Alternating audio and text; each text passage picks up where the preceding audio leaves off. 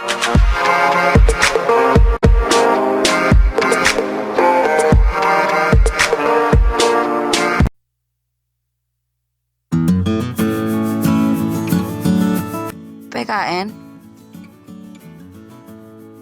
penjelasan Undang-Undang Dasar.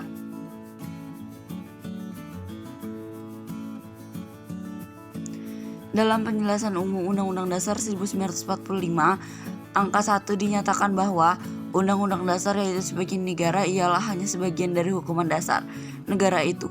Undang-Undang Dasar ialah hukum dasar yang tertulis, sedang di sampingnya Undang-Undang Dasar itu berlaku juga hukum dasar yang tidak tertulis, ialah aturan-aturan dasar yang timbul dan terpelihara dalam praktek penyelenggaraan negara meskipun tidak tertulis, ialah aturan-aturan dasar yang timbul dan terpelihara dalam praktek penyelenggaraan negara meskipun tidak tertulis.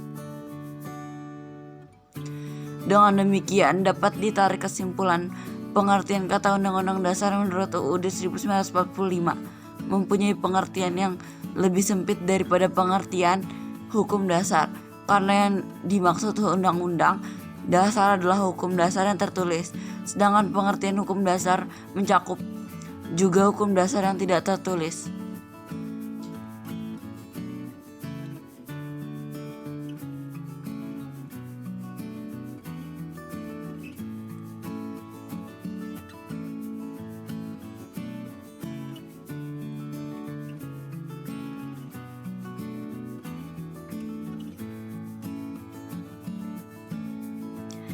Di samping istilah Undang-Undang Dasar dipergunakan juga istilah lain yaitu konstitusi. Istilah konstitusi berasal dari bahasa Inggris constitution atau dari bahasa Belanda konstituti. Kata konstitusi memiliki pengertian yang lebih luas dari Undang-Undang Dasar karena pengertian Undang-Undang Dasar hanya meliputi konstitusi yang tertulis saja. Selain itu, masih terdapat konstitusi yang tidak tertulis yang tidak tercakup dalam pengertian Undang-Undang Dasar. Selain hukum dasar yang tertulis yaitu UUD, masih terdapat lagi hukum dasar yang tidak tertulis tetapi berlaku dan dipatuhi para pendukungnya, yaitu yang lazim disebut konvensi yang berasal dari bahasa Inggris atau convention. Dalam peristilahan ketatanegaraan disebut kebiasaan-kebiasaan ketatanegaraan.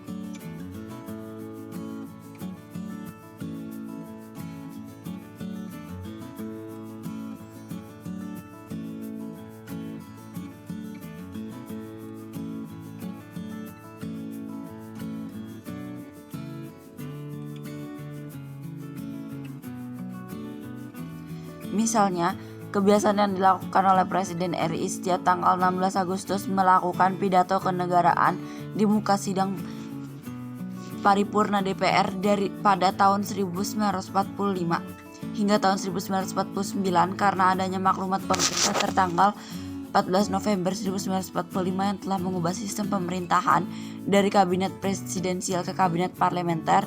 Tetapi apabila keadaan negara bahaya atau genting, kabinet berulah menjadi presidensial.